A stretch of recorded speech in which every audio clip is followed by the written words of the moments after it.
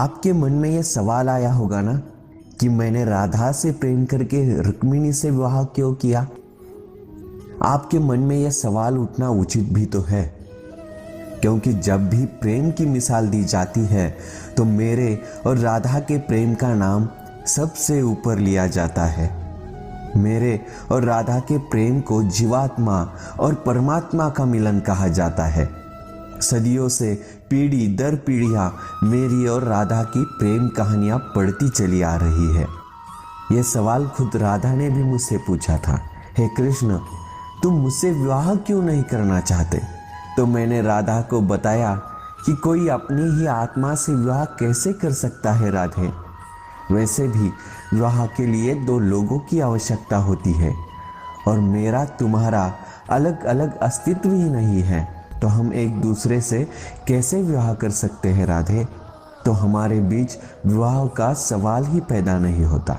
मैं और राधा एक दूसरे रूप से आत्मीय तौर पर जुड़े हुए थे, इसलिए हमेशा राधा कृष्ण कहा जाता है, रुक्मिणी कृष्ण नहीं। रुक्मिणी ने भी मुझको पाने के लिए क्या कुछ नहीं किया, वह अपने भाई के खिलाफ चली गई।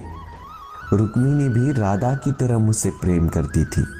रुक्मिणी ने मुझको एक प्रेम पत्र भेजा था कि वह आकर उन्हें अपने साथ ले जाए। रुक्मिणी का प्रेम पत्र मेरे दिल को छू गया और मुझे रुक्मिणी का अनुरोध स्वीकार करना पड़ा। फिर रुक्मिणी मेरी पत्नी बन गई। वही दूसरी तरफ मुझे और राधा को विवाह की आवश्यकता ही नहीं थी। हमारे प्रेम को शादी का बंधन नहीं चाहिए था।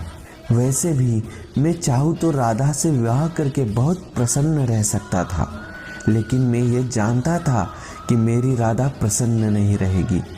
यदि यह विवाह हो भी जाता तो राधा को अपने माता पिता और परिवार को त्यागना पड़ता। यह दुख उसको चुभता रहता कि उसके कारण मेरे माता पिता को कष्ट भोगने पड़ेंगे और राधा के इस पीड़ा से मुझे कैसे प्रसन्नता मिलती। आप जिनसे प्रेम करते हो उनकी भावनाएं नहीं, बल्कि आपका प्रेम भी जिनसे प्रेम करता है उनकी भी भावनाओं का ध्यान रखना भी हमारा कर्तव्य है। ये जरूरी भी तो नहीं ना कि आप जिसे प्रेम करते हो उससे विवाह हो।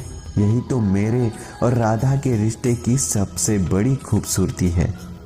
तो प्रेम से बोलो, राधे राधे।